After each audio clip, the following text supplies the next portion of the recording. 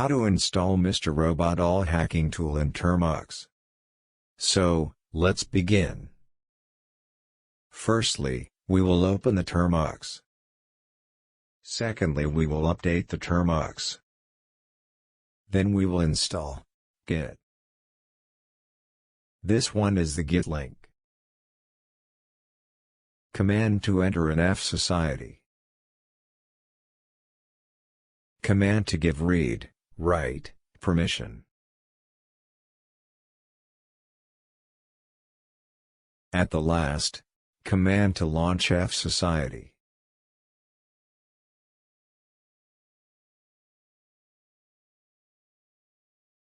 How to open the fsociety afterwards. Firstly, we will enter in fsociety. Then, command to launch fsociety.